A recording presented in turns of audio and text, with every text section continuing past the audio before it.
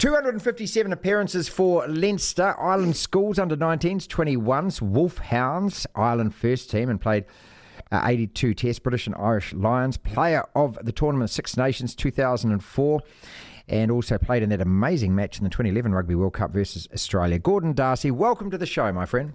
How are you? I'm very well. Reaction in Ireland and just your thoughts and immediate feelings when that final whistle went. Describe that to us. Here it's almost like for Italia 90, like there's just kind of a feeling of disbelief and kind of everybody just almost waiting to welcome them home. Like there's a sense of real achievement from the country. My reaction, just like a smile of satisfaction, because I suppose never having achieved or never having gotten that win in New Zealand, and we didn't really have series when we toured, but there has been moments when you've just really, the team has clicked and the plan has worked and everybody can look each other in the eye across the players, the coaching staff, and I've had that feeling, and I'm so happy for so many of those players that they got to have it as well. So Italia 1990, and just in case people don't know, got through to the quarterfinals, and Packy Bonner, the absolute hero in the penalty shootout. I was going to ask you that. So compared to like making the FIFA World Cup finals, where does this sort of sit in terms of amazing sporting achievements for Ireland?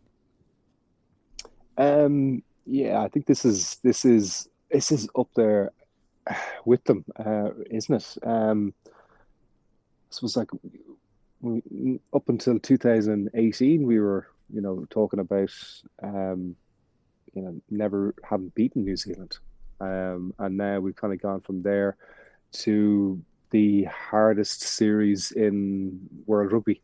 We won in South Africa recently, probably about 5 or 6 years ago, right. And that was a monumental achievement. But it didn't have. We have beaten South Africa, won in South Africa before.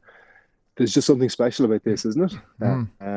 Like I went back down to look. I went back and actually looked who has won in New Zealand, and it's a very, very short list. In the professional era, it is a very, very short list, and it tends to be South Africa. A couple of Australian wins when they were in their pomp in the late 90s, but outside of that, it's generally South Africa. So. Yeah, I'm trying. It's a really good question, Martin, but I'm not answering it particularly well. But it's up there because I genuinely don't know. It's because you're a little bit removed from it. We're over here. We weren't at the match. You're not following that intensity. You're looking a bit removed on the television. I think it will bed in now over the next kind of couple of weeks of just how big an achievement it actually is. Former Irish legend Gordon D'Arcy is on the program. Let me tell you the couple of stats then. 3 test series in this country. The only teams that have ever beaten us, 1937, South Africa, 1986, Australia. So in the professional era, nobody has won a 3 test series in this country. And the 1971 Lions are the only teams prior to this that have won a 3 test series against us. That's how big and significant it is here. Yeah, I was wondering. I was going to say, flipping that around, I said that's probably not a welcome stat in New Zealand at the moment. Well, we're all wailing and gnashing teeth, and we struggle when we lose, of course, like that. I mean, we're bitter and twisted. We hate losing, but that's also part of the All Blacks psyche, that they know that the whole country rides on their back, and it's really important to us that they win. But look, fair play. I mean, you dominated tests number 2 and 3. You dominated the first 20 minutes at Eden Park. We can't really have any arguments when you get outplayed like that, Gordon. Yeah, and I think what's been really interesting with this Irish team is. The game it's built on the set piece, and New Zealand were able to disrupt it in the first test, and they won their own set piece ball. But once Ireland win their set piece and they get over the gain line, there's very few teams that are able to live with them in this version of the game. Like the decision making at the line.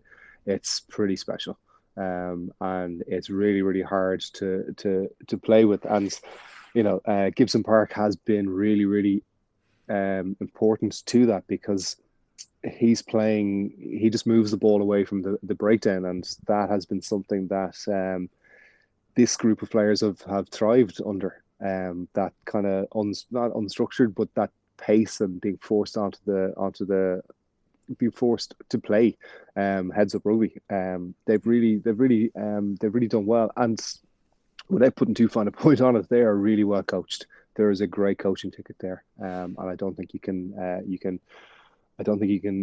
really examine how important that is, because I've played in teams that have had good players with not a great coaching team, good coaches, and the players group not settled.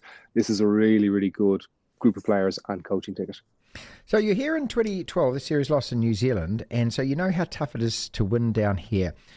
The fear of losing. I spent my whole professional life, it feels like, touring in New Zealand and being almost almost wins. Well, see, I want to ask you about losing the fear of the All Blacks and coming down with the confidence even after that first test where the scoreline blew out, still having that confidence and self-belief, because that's what's lacking in the All Blacks at the moment, Gordon. You can see it as well. We're a team that looks a little bit lost, and everyone's calling for the coach's head, of course, because that's the first reaction that happens, but we're a team not playing with confidence. You're a team playing with confidence. How did that turn around like that? Yeah, well, I think I go back to that. Coaching ticket, but I think you've got to look with what's happened in like the Irish ecosystem, for want of a better way, over the last kind of 10 years. Joe Schmidt has had a seismic impact on the professional game in Ireland. Started with Leinster, and that just the impact on the way people view the game over here has changed, and he brought that to a new level then when he came into Ireland. And we peaked in 2018, just kind of 9 months out from a World Cup, and things didn't go particularly well towards the end. But listen, that happens for smaller nations like us. You have to. They're the breaks. But Andy Farrell took over, and didn't really have a great first 15 tests, but they were building the game plan. They were building that way of playing, and then it just clicked in the November series and into the Six Nations.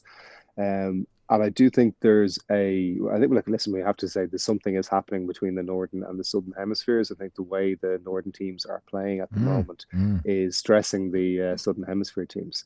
You look at I do think it's a little bit around the defenses are better organized, and I would say better organized. That's unfair. I wouldn't. It'd be remiss of me to say they're better organized. They are approaching it differently, and I think the Southern Hemisphere teams may have struggled from only playing kind of Australia and New Zealand, only really playing each other. Yeah.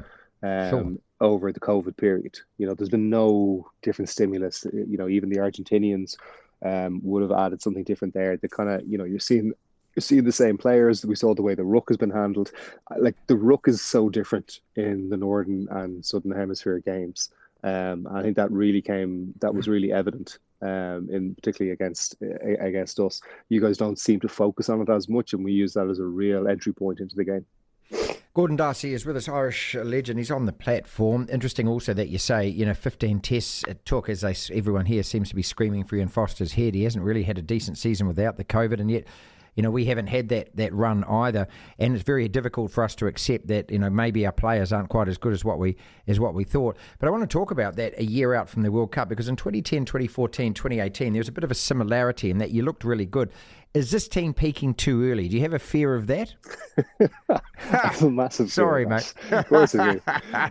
Of course I do. I'm writing a column over here, and I'm trying to get those thoughts right in my head so that it's a positive spin. I think when we look back at the 2019 World Cup, we doubled down on a possession-based game, and the defenses evolved how to defend us, and they just knew we don't have to engage the breakdown. You guys want to have the ball, we just give them the ball, and we'll keep 14 players across, and they'll eventually just run out of gas.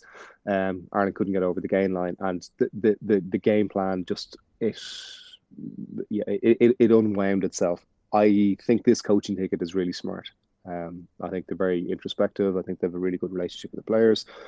And I think they talk, and there is that two-way between them. And I think they will look for ways to evolve this to keep the show on the road, because they have to. And I would say there will be a bit of, I would say this series will give them a bit of latitude in November, and they will look to try people, and they will look to try things in the November series at home. And I think, if they don't win 3 games there, I don't think anybody will bat an eyelid, but they will need to look to start doing things. So I think we need to be better at being favourites. So that will be interesting how we handle that as well. Finally, look, and I've got to be a bit cheeky here. So in 2005, when your mate Brian O'Driscoll threw himself out of the line-out and landed on his shoulder, and our blokes got blamed for that. So, do you have a different read on that, do you? Do I have a different read on it? Yeah. No. My mate got picked up and dropped on his head. Listen, I'd say everyone looks at that and just they're going, like, that's one of those, like, bizarre things that happens in a really, like, when you go back, like, that series, like, there was like, to me, that was the first time getting understanding about rugby in New Zealand. Like, it was just like, wow, this means everything to everyone. I got heckled by a granny on a Zimmer frame. I was like, oh, what? What's this about? It's like, I'm not even playing. But pressure does mad things to you. And I'm sure in the, they look themselves in the mirror, they're going like, yeah, that was a little bit odd. We didn't really need to pick him up and drop him on his head. Yeah.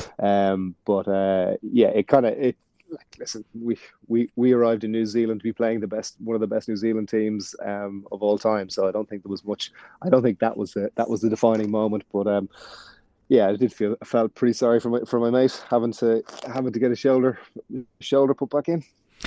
Congratulations again. As bad as we are at taking defeat, which we don't react well to it. I mean, the fact is, as I said, look, you guys were magnificent. To come back from that first test like that, to lose to New Zealand Māori midweek, to stay as tight together like that, to come out and outplay us like you did, fair play to you. You thoroughly deserved it.